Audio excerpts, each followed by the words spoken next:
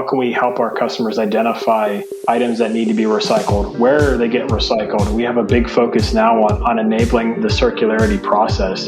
And I think as a consumers, that's where a lot of consumers struggle is they want to do the right thing and ensure their product gets a second life, third life even. They don't know where it needs to go, and there isn't always the infrastructure that's been created to support that. And so what can we do around that?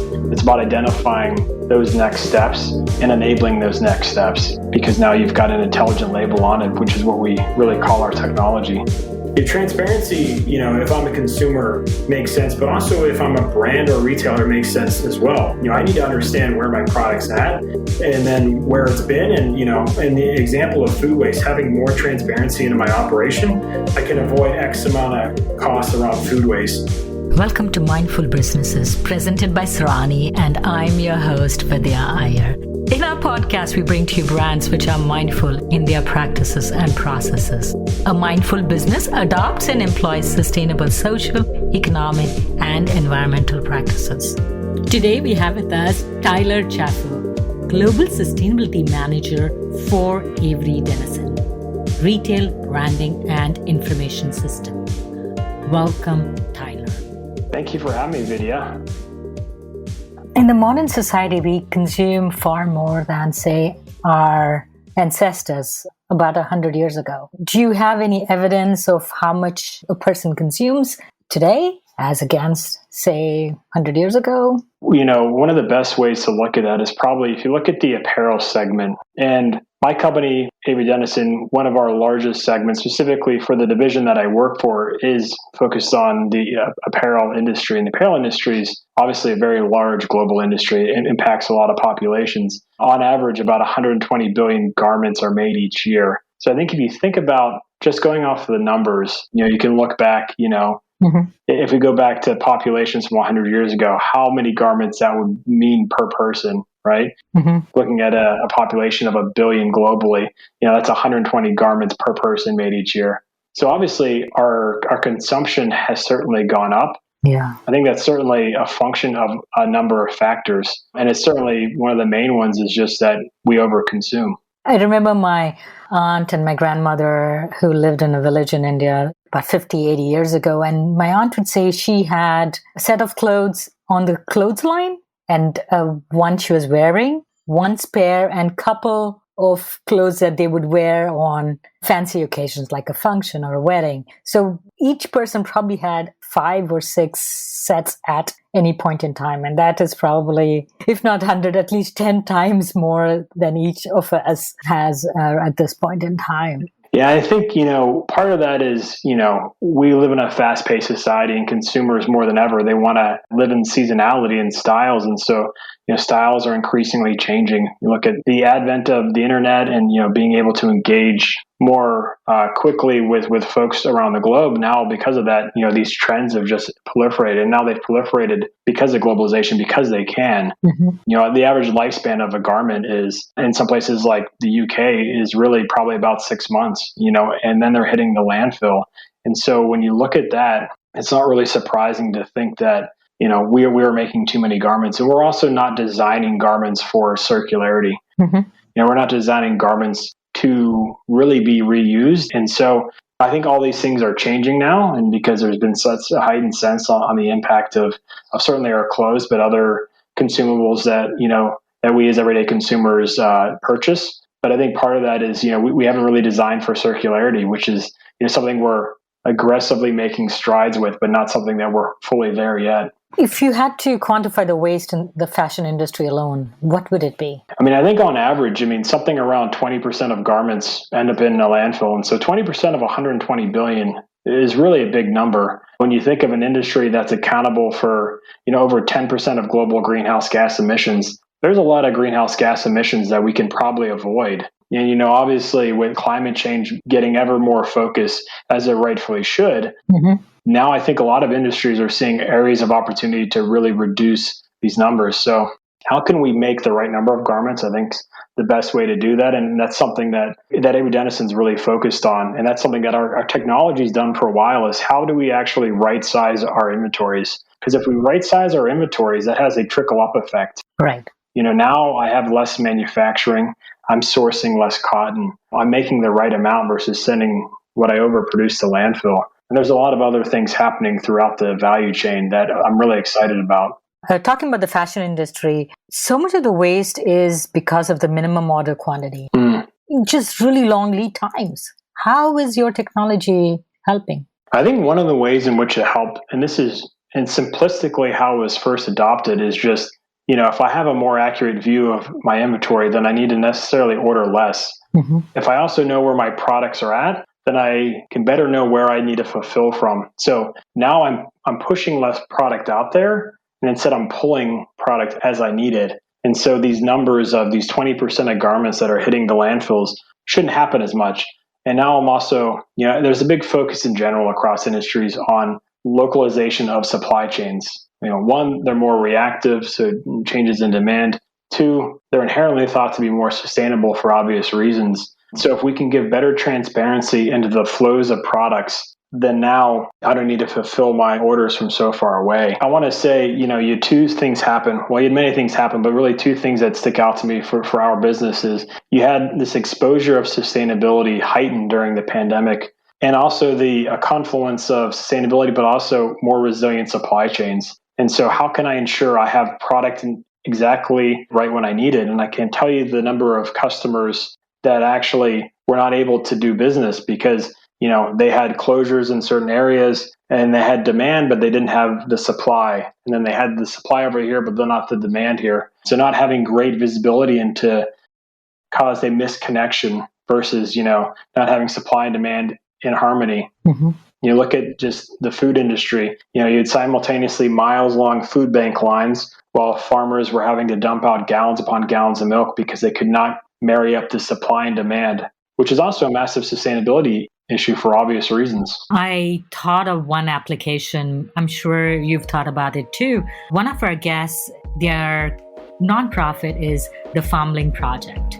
And two young, energetic, just lovely individuals who saw the problem where food was being wasted in the farms and hunger in the urban areas and not enough food in the food banks. So they connected both parts of the supply chain and brought forth the solution. So they are now in 48 states across the United States. So I was wondering if there is a way that your technology can be used for them to say that, hey, in this zip code, in this warehouse, this grocery store has 2 pallets of lettuce heads sitting, which are expiring in a week. It's a great question. And the short answer is absolutely yes. Our technology can be used to do that. Our technology is being used to do that right now. Maybe not necessarily that exact application, but certainly within connecting supply with demand. Some of our most successful, I'll say, customers with adopting RFID saw that during the pandemic, the need for a resilient supply chain and the need to have product exactly where demand was. That happened with apparel products, happened with beauty products, and even happened with food products. I mean, we certainly saw within this country, as well as other places like the UK, as well as around the globe, where you had crops rotting in the fields, farmers dumping out milk, while at the same time you had this mile-long food bank lines. And so we had this inability to connect supply with demand, and inherently that's what RFID does. And it's expanding that. We have a very large focus on the food space now, and it's an area of opportunity where we need to avoid food wasting. One of the best ways to avoid food wasting is to ensure food gets consumed before it expires. And so using our technology, which that network probably didn't exist 5 years ago, but now it can all through technology. So the classic mantra for sustainability up to now, say a few years ago, it was reduce, reuse, recycle. But for us to achieve the sustainability goals, we have to go further. We have to go to a zero waste future. Yeah. And how is Avery Dennison helping? Yeah, Avery Dennison, we're not a new company, right? We've been around for 80 plus years. And, we're a company that I think is rather progressive and nimble for an 80-year-old company that's, billions of dollars in revenue and operates in X amount of countries globally. One of the ways I think we first looked at that was how do we reduce the waste in our own facilities? And so, then that translates to our customers. And so give me an example how you... Sure. So just for my own division that we work, a lot of the products we make are what's called RFID. RFID has been widely adopted within the retail apparel space. We were really one of the first makers of RFID that were able to recycle our excess aluminum. We also are recycling our excess labels used during manufacturing and things that go along with that manufacturing. So matrices and things that are typically hard to recycle. Ultimately, we have a goal of our sites being 95% landfill free for 2025, with that number going up for 2030. And so we really started, I think, focus there, and then look to really influence the industry that we serve. And so, the industries we serve are really the apparel industry primarily, but now branching out to other industries. And so, going zero waste is now using the technology that we make primarily and reducing waste within our customers' own value chains, which I think for us as a company is really progressive. And I think that's really what's going to have the long-term impact, and also where we'll have the greatest impact because of the number of companies and industries that we touch. So 2025, so you're talking 4 years. Right. It's something that we've set those goals back in 2015.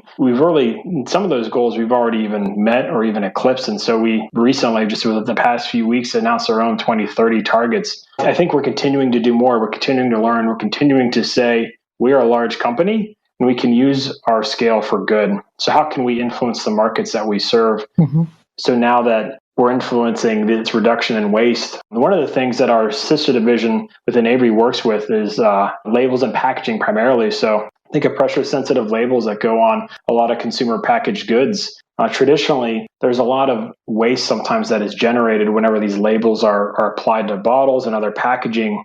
So we actually were one of the leaders in creating the Circular Economy for Labels, or C-Lab. So working with other label makers, label users, label printers to really focus on creating this infrastructure to take back excess waste. When I go to a conference and I have the label in which I write my name and stick it on my lapel, that is made by your company too? Depending on the end type label company that was with, then potentially we made the adhesive, we made the raw material that was printed upon. And that was something that's a core business of ours. We used to have a division called Office Products, which was largely focused in a lot of that area as well. So I spent a lot of time researching your company. Yeah. And it is so deep and almost profound in the way that you are trying to impact the sustainability goals that you have. But before we delve there, name one sustainability goal that you've said you have already met in the past. You said you had some targets for 2025 and some of the goals were already met. Give me an example. Right. So I think one of the goals that we've really already met is our goal on landfill free. So we're really already at that target, 95% for most of our sites. So that is something that we said, hey, how can we push this further? And not just being landfill free, but there's a nuance between not sending something to landfill, but also ensuring that it gets recycled. Some of our sites, due to we're in global locations and the infrastructure to support recycling isn't always the same as it is else places. And so items that we manufacture can actually be recycled. And so we send it as waste to energy. So effectively it gets incinerated, which is not the same as getting recycled. It's not as bad as sending it to landfill, but ultimately we want to continue to extract value from the products we source for as long as possible. So you said you incinerate it now? Yeah, items that, can't be sent for recycling. And so that's a very small amount of material that comes from our facilities and really dependent on location. Predominantly, everything gets sent for recycling. So what would normally go to the landfills and how have you tackled that? Yeah, I think a lot of stuff that normally would go to landfills were, the hard to recycle items, the items that, I think as a consumer, you think you can drop in your recycling bin at home, but, really you can. And really what that comes down to is, items that aren't monomaterial are oftentimes tough for recyclers to manage. So if we look at RFID, and RFID is a number of items combined together, you can have an aluminum antenna can be combined with paper. For some areas, they can't necessarily do that delamination or separation to extract the aluminum value, extract the paper value. In other locations they can, but in those locations that they cannot, in some places where it will be sent for incineration. But again, that's usually a typically small amount. We've talked about RFID, and RFID is a radio frequency identification, the sensors that are embedded in so many things that we purchase, right? So like in the checkout counter or when you leave a store and the sensor comes on, is that RFID too? Yeah. So Let me give you a little background around what our division really does. And so the division that we sit under, which rolls up into retail branding and information solutions, is actually called Avery Dennison Smart Track. And our pledge, our mission is really to give everyday items a unique digital identity, a digital twin, which you've probably seen that term thrown around. And so what that means is you have a unique item. And so let's say you have 10 large gray t-shirts, as opposed to having 10 of the same large gray t-shirt. These are now 10 unique items, regardless if they're the same UPC number. Mm-hmm. And so there's a number of ways in which we do that. Predominantly, we've done it through RFID, and RFID is generally what you see in most retailers. It's been widely adopted within North America. It's been widely adopted within the EU. And generally, it's been used for in-store for inventory accuracy because you can scan many thousands of items in only a few seconds. So what that gives you is the ability to get much better data and much better visibility that's happening now in real time versus when I'm able to, let's say, physically count items, which one only happens about once a year, and two is very costly from a labor perspective. So how is it different from a barcode scanner? So a barcode scanner, would function in a similar manner so that you count, but it happens much more slowly, right? So generally when we first used to show what RFID did, we used to do a side-by-side comparison where we would show someone using barcode next to someone using RFID. And, I would scan 20 items with barcode and 20,000 items with RFID, to give you an example. Yeah, how does it work? Is there like a reader? Yeah, so there's a reader that basically sends out an RF signal. So RF is, think about it from a microwave. So it's radio frequency. Basically, it sends out a signal. It interacts with a chip that's actually a part of the RFID item, which is on an apparel price ticket. Mm-hmm. That then sends back information and says, yes, this is what I am. And then all the intelligence quickly, this is happening in just a fraction of a second. So now I'm counting all these items. And while I count them, I'm able to uniquely identify which item is which, not only for what that item is, where it came from, it came from this factory on this date, using this cotton. And so now I get much deeper levels of visibility, mm-hmm. which obviously data is power. And now that I have this information, what can I do with it? Which is what I'm really excited to talk further about. What is the range of this reader? Yeah, it depends. But in general, if we're talking handheld readers and we're looking at the apparel space, you can read from anywhere from 10 to 20 feet. So really, you think about that. Now, that's what's really unlocked retailers to do a lot of different things. It enables things like omni-channel, where now I can fulfill orders from my store. So from an environmental perspective, rather than having all these distribution centers, which may not be close to consumers, I can now fulfill online orders directly from store. So I'm reducing my packaging, again, zero waste.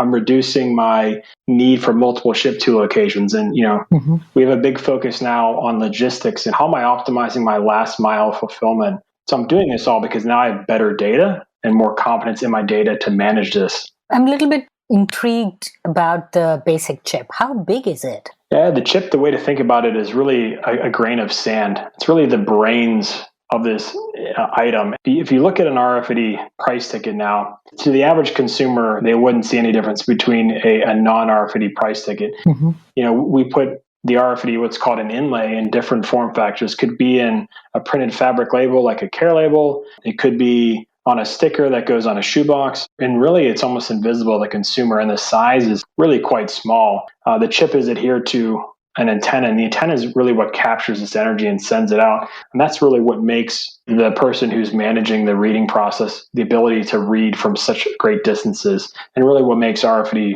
so powerful and really why it's been so widely adopted. So where does it get its energy from?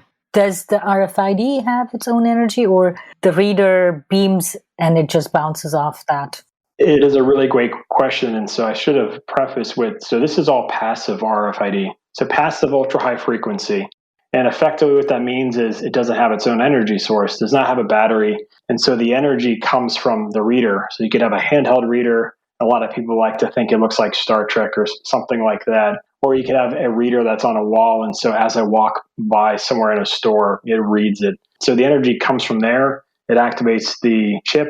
Chip turns on, and then it sends out a signal, and then it deactivates. There are, of course, other types of RFID that are active that have batteries. The best way to think of those are think of your highway tolling systems and Easy Pass, as it's called throughout a large part of the country. And that's a form of active RFID that sends out signals. So what do you do exactly after you collect this data? The data is really, I think, where you see the impact happen, because once you have the data, it really is whatever you want to do with it. You have, then of course, sometimes that's where you see these nuances between customers and retailers that adopt RFID is, they can use it any different way. What you do with that data once you get it in is really where it becomes powerful.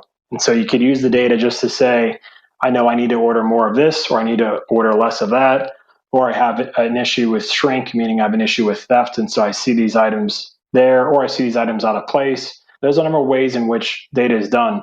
I'll say that's the historical view. I think the view that we look at now, and what I really am excited about is, what are we doing around sustainability and making this data now available beyond B2B, but really to the consumer, because transparency is such a big driver. Mm-hmm. And so as a consumer, I now want to scan the garment, and so I can scan the garment with just my phone. Other technologies we make, like NFC. NFC is very similar to Apple Pay, or just a QR code that links to this unique identity. And so I know where this garment comes from. Mm-hmm. I know how it's made. I know it's made ethically. And, when I think about circularity, what do I do with this garment once it's reached its useful life? Can I put it back on the resale market? We just recently launched our connected product cloud called Atma.io. And we did it with a lighthouse customer, Adidas, and their infinite play concept, which basically allows consumers now to scan their shoe when they're done with their shoe and find out what's the resale value of their shoe on the resale market. So obviously there's incentives to do that. We've kind of closed the loop. Yeah, so cool.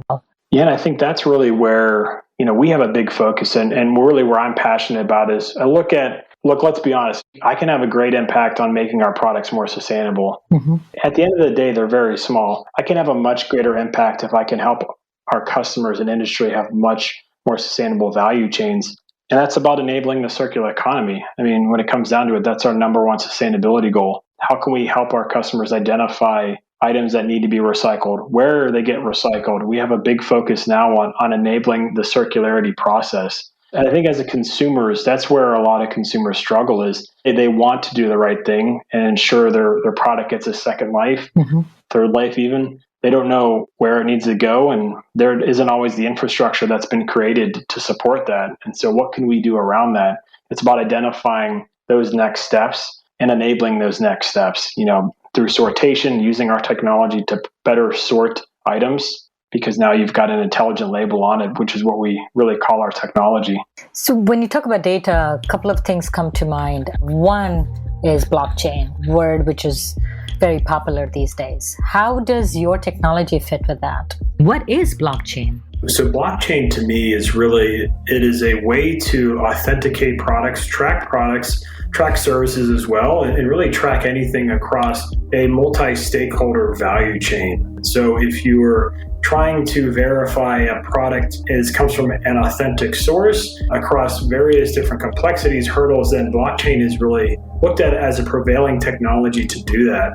So you're seeing blockchain used everywhere from seafood sourcing, cocoa sourcing, beauty product sourcing, apparel. Mm-hmm. It's even also used recently within the news. You hear blockchain referred to more, but cryptocurrency, which is based off of blockchain, and really Bitcoin talked about a lot. It's almost a ability to keep records safe and make it so they're not corruptible. Because as a transaction on the blockchain, you really only have control around your part of the blockchain, and so you can't really affect the upstream and the downstream parts of that. So if you can do that, then you increase the authenticity. You also you increase the trust behind it.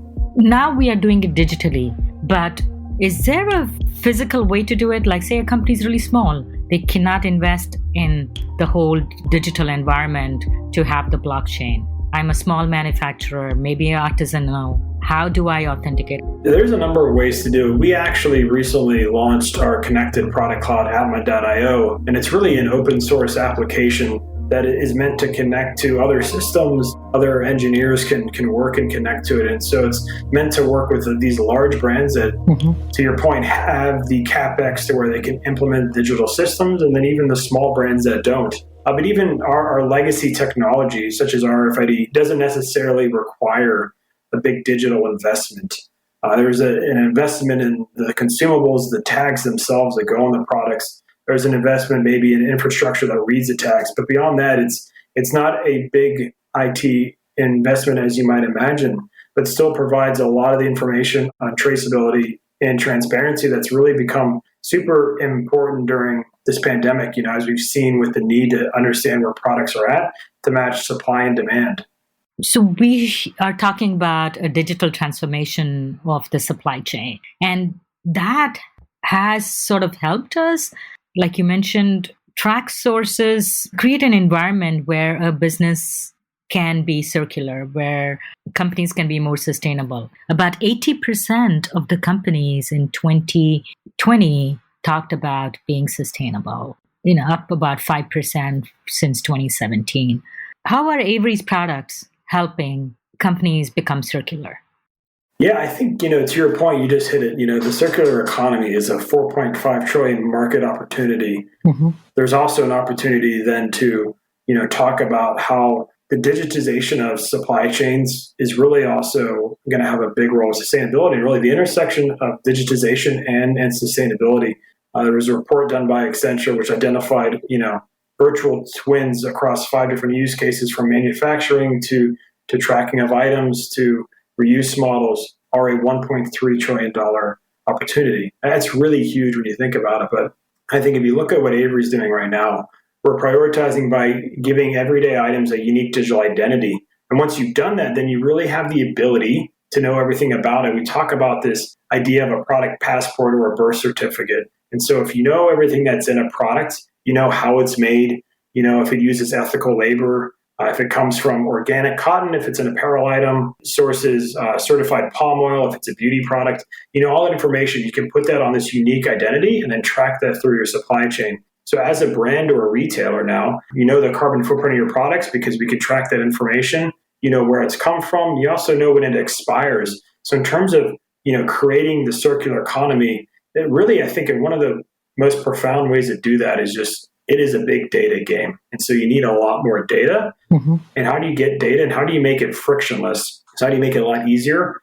Because then I think is where you'll see the IoT component of sustainability become sticky and really become long-term, is that you're going to use this visibility to really feed in metrics around our products, around our consumption. Right now, we're working with apparel brands to help make their garments more circular. And so at the end of useful life, if they want to scan a product as a consumer, they can then be linked to a site that says, okay, your product is worth X amount of dollars on the resale market. So now the apparel companies are happy because they're able to take their product back. Consumers are happy because they're able to get rewarded for reselling a product when it normally would have gone to landfill.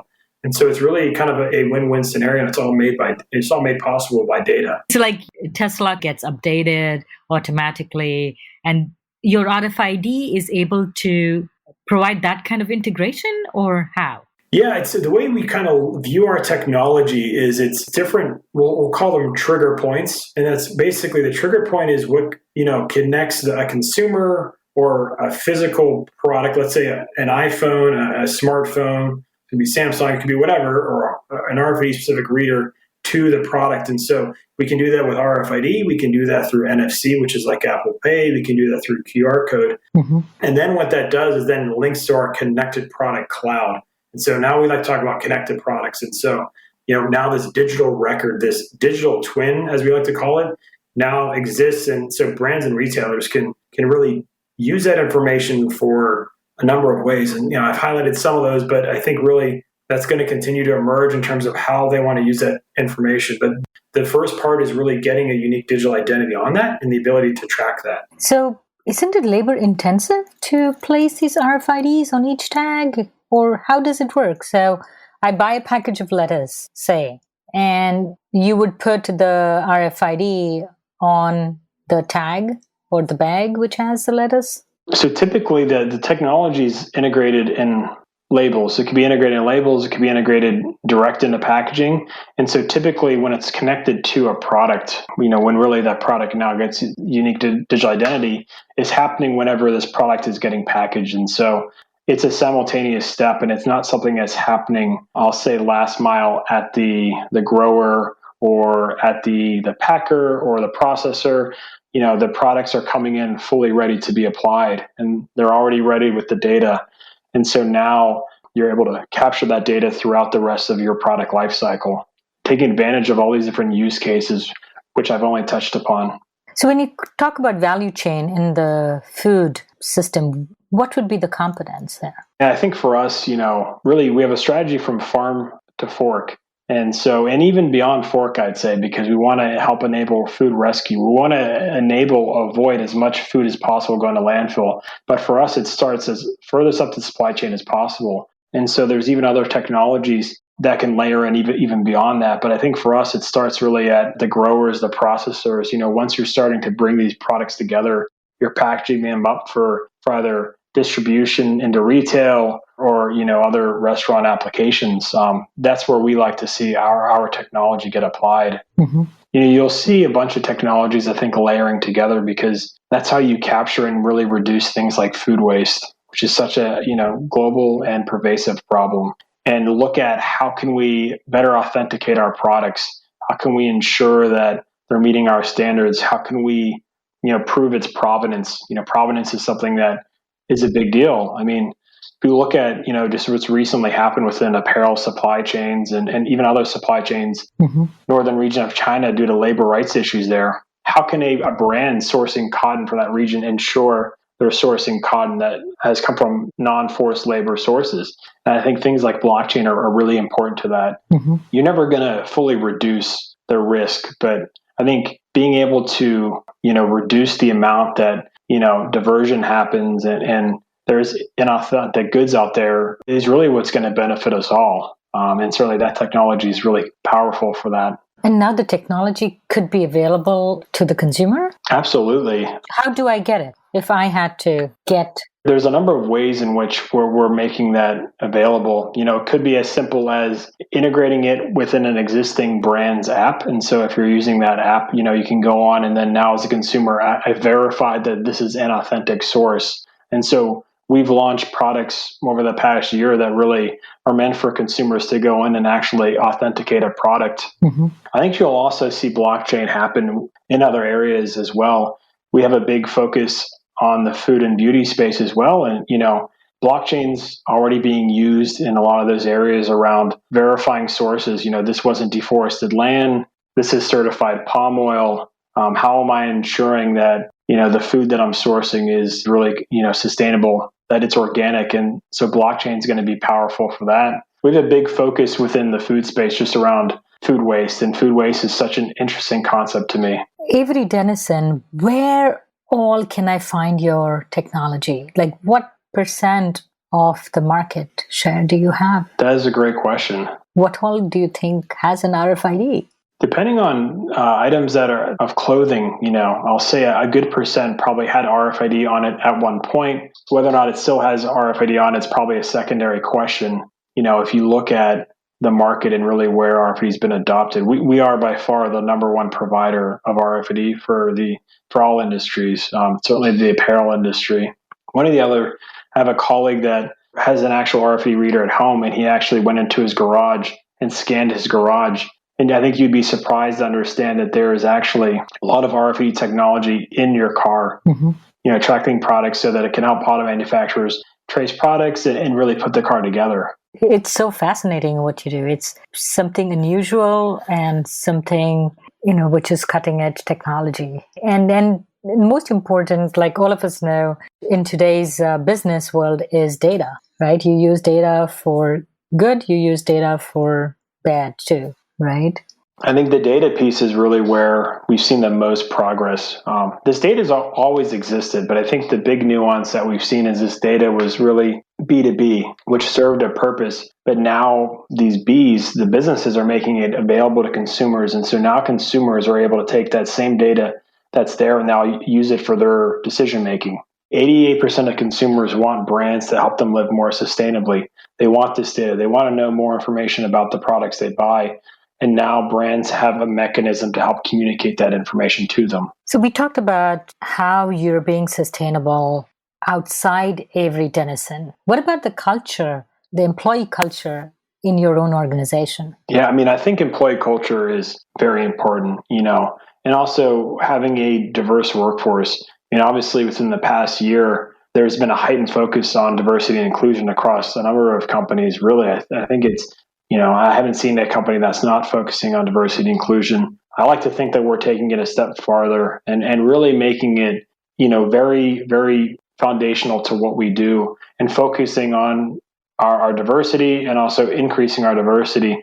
We have a big focus, on our communities that we serve. And so our Avery Dennison Foundation throughout the pandemic has spent a lot of time helping those communities that were so affected by the pandemic, whether it be our employees' families or the communities that we have manufacturing sites or that we serve in other ways, giving back. And we're going to continue to do that. And we're going to continue to do it a lot more. About 30 or 40 years ago, when a lot of these eco-friendly products, eco-friendly brands were just emerging, like Patagonia, Seventh Generation, they were small, almost quote-unquote hippie kind of companies. But of late, there are the Fortune 500 companies like Unilever, P&G, and Avery Dennison have also made sustainability as part of their company goals. What changed? I like to think that a lot of it changed because consumers are now demanding sustainability more. Creating a sustainable product is no longer what's best for the planet and what's best for people. It's really what's best for profit. I think it goes without saying that I think I saw a stat the other day that sustainable products are growing at more than 4x the rate of traditional products. Mm-hmm. And it's probably even higher than that. And I think that goes to show that as a brand that makes products, you can't not focus on sustainability. Not only focus on sustainability, but you also have to tell your story. Why are you making these products? How are they better? What are you bringing to market? And, if I look at the total impact of my product, why is it a better outcome? So there's opportunities to really measure a product that maybe is not sustainable to a product that is sustainable. And so I think all these large brands they have understood that they're being disrupted by niche brands that are focused on sustainability, as they should, because that is, we all need to make sustainable products, and that's it. When I spoke to the founder of Seventh Generation, I said, are you okay with Unilever buying it? He's like, they have done things which as a small company could have never been able to do. They have far more market power, financial power, and R&D power, right? Which is far more than a small company is able to do. So there is some value, some advantages in being acquired by a big company. So you alluded a little bit about your goals for 2030. What are your new goals? I think one of our biggest goals is just around having a scope 3 greenhouse gas emission target and aspiration. And so, setting a clear target there. I think when we think about climate, we also have an aspiration for 2050 to be net zero. Mm-hmm. You look at around, I think I've seen countless articles recently about net zero and the buzzword around net zero, but I think you're seeing that because climate has become such a big focus. And I think the pandemic's probably heightened that because now I think the world's seeing what we can collectively do if we really focus on something. We brought vaccines to market in effectively a lot less than a year. And so what can we do with climate change? And so climate's a big one for us because we know that depending on certain, the science and how you view it, we have effectively 10 years, maybe a little more, maybe a little less than 10 years, where we need to get active around climate before climate change becomes irreversible. And so a lot of retailers and brands and manufacturers such as Avery Dennison, are viewing climate as such an important focus, and that's certainly how we view it as well. In terms of just impact, your sustainability impact, do you have any numbers? Yeah, I mean, we did have a target at one point where, over 50% of our sales have to come from sustainable products. And so that is a number that we're continuing to move and push because, we only want to make sustainable products. And so I'd say our impact is helping to push the market to be more sustainable. A few years ago, back before FSC papers were as ubiquitous as I think they've become now, we really made a strategic decision for the division that I'm in to really only offer FSC papers and papers that come from certified sources. Mm-hmm. And so use our economy of scale. use our market position to really push the market to adopt certified papers. So I think you'll continue to see us from an impact perspective do that, because we want to have, we want to be a force for good, which is actually our third sustainability goal if we look at them from a macro perspective. So that is the paper that is used, but how about the data that you help people get? Is there a way to quantify that or not yet? Yeah, I mean, if we think about the number of unique digital items that we help to create, we are in the billions, unique digital items that exist out there that we have authored and created, that's in the billions on an annual basis. And that is something that, of course, is going up. And I think you'll continue to see us have a role in, providing a unique digital identity for products, which help to enable a more circular and sustainable world. How much does this RFID cost? And, I'd say RFID really varies in different form factors, but depending on the application, it could be anywhere from, let's say, 5 cents to 10 cents. It could be more, it could be less. It really varies depending on the application and depending on how it's used. But one of the reasons in which RFIDs become so widely adopted now is because the cost has become so competitive, and we've done that. A lot of it through us, through economies of scale, manufacturing, sourcing, improvements in manufacturing, but also just through market adoption. How much does your basic technology cost? Yeah, I'd say the technology, varies, but if you look at a per item level, RFID, has come down around, it's anywhere from really 5 or 10 cents per unit, depending on the application. And there's obviously, outliers to that in applications, but in general, if you look at RFID, that's it. But if you look at our other technologies and we're talking just a QR code or talking just a digital identity, then really there can be nuances with that. But really, we've created solutions that really meet demand. And part of that is really building out a robust ROI. And I think one of the key things that I've heard a lot is, what's the ROI around transparency? The transparency, if I'm a consumer, makes sense, but also if I'm a brand or retailer, makes sense as well. I need to understand where my product's at and then where it's been. And, in the example of food waste, having more transparency into my operation, I can avoid X amount of costs around food waste. Food waste is, if you follow Project Drawdown, is looked at as solving food waste as the number one solution to drawing down our greenhouse gas emissions. And so I think the ROI of transparency is really becoming more apparent.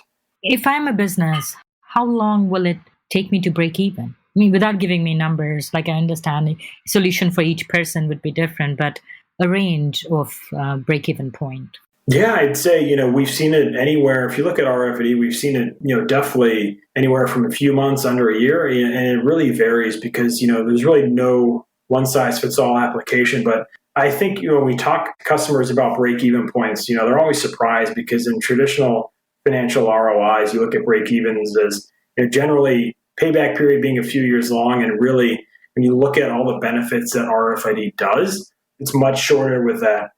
I have a sales uplift. I have also a reduction in the inventory necessary to manage those sales uplifts. So now I'm making less products. I'm also wasting less products, which is great for the bottom line, even better for the planet. And so when you factor in that I'm using less to sell more, that's a win-win for everyone, I think. So there is a movement towards more refillable economy. And could any of your technology be applied to that? Because one of the articles that you forwarded me talks about Unilever using refillable bottles for their everyday products like shampoos, their soaps. Could Avery's technology be used there, and how? Absolutely. And I'll take a step back for a second just to say, there's a lot of questions during the pandemic, after the pandemic, is what's going to happen to reusable, refillable packaging? If you go to the grocery store, there was a focus back again on single-use plastic bags. And the primary focus was around sanitation. But I'll say that was short-lived. And the projects that were happening around reusable, refillable packaging, there's a focus within consumer packaged goods. There's even a focus in logistics. We've seen the price of wooden pallets for all the e-commerce shipments and other shipments go up at 400% in price because there was a shortage. And so this notion of reusable packaging has really come back into vogue again. And it's it is obviously a sustainability play, but it's also an economic play when you look at the cost of raw materials and what we've seen. And so there is a need for brands and retailers that are using refillable, reusable packaging to understand a number of different things about that package. One, they need to track when it's gone out, when it's come back in. They need to ensure that it's in compliance with their network. And so in order to take back, let's say, a reusable coffee cup as an example, ensure that it's been sanitized at the proper sanitation station, understand the amount of times it's been reused, because perhaps at some point you want to take that out of circulation. So in order to enable all of these things to happen, this network, you need a unique digital identity to do that. And those are some of the things that we're helping to provide. And so it's also a way for consumers to engage with that product. And then they learn information about that product. Where do they drop it off? How many times it's been reused? If brands want to convey that, through the use of this product, you've avoided X amount of greenhouse gas emissions, then, they're starting to do that. And so I think you're going to see the reusable, refillable models continue to accelerate in application and probably complexity. And Starbucks has started this borrow a cup policy in Seattle. They have piloted borrow a cup policy in Seattle. Yeah. So is Avery part of that solution too? Yeah, I'll say we're definitely a part of quite a few solutions out there that are looking at the reusable, refillable space. One of the ones in which I'll talk about is this coffee cup startup, really, that is based in the UK, Cup Club. And really, we worked with them to use our technology to create a reusable coffee cup that they can then gather that information around how often the coffee cup's been reused, and then it can go back out into circulation. Mm-hmm. You've seen a lot of the focus on coffee cups because, obviously that's a product globally that gets consumed to a great degree. And quite frankly, a lot of coffee cups in their design aren't recyclable now.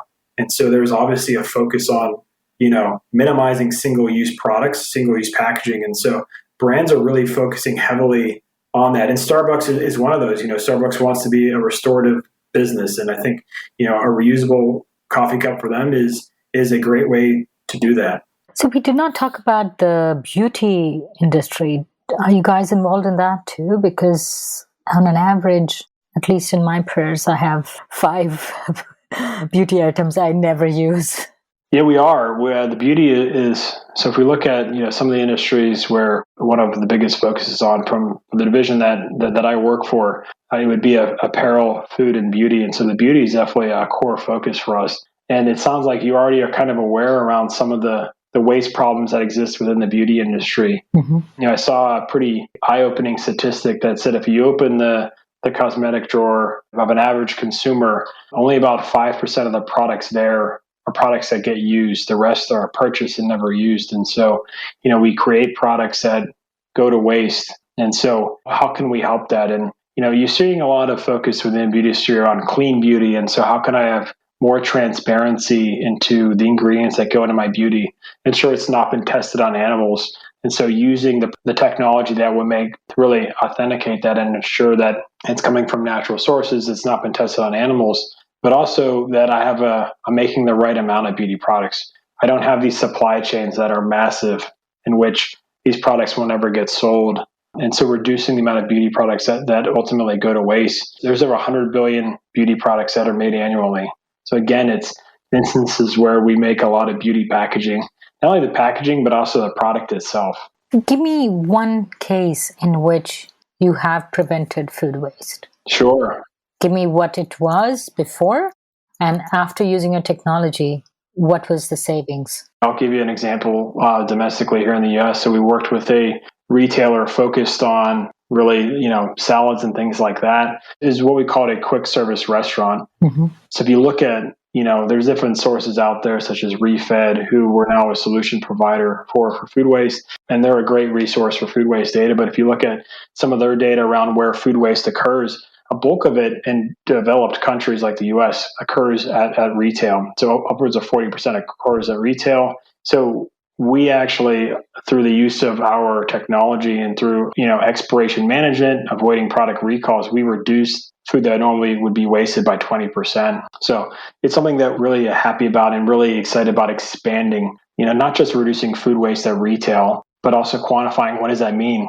This food that that wasn't wasted now can be eaten, or it can be identified for rescue. 1 in 8 people are food insecure. And so now this food that would have gone to landfill, if it's not consumed at a retail level, can now be rescued. Ultimately, we're working towards helping support the 2030 COP goal of reducing food waste by 50%, which you've seen a lot of other organizations globally really take that on. If I understand correctly, the way you are trying to tackle the problem is by the use of technology in the multiple industries that you serve, and some with inventory management in terms of ordering, and the others, say, for instance, food at the retail level. Is that correct? Yeah, I would say that's correct. I mean, really, we spend a big time looking at the different ways in which our technology can be used. And as I said at the beginning, I mean, we really were adopted for inventory accuracy. And that's, really looking at it from a retail perspective.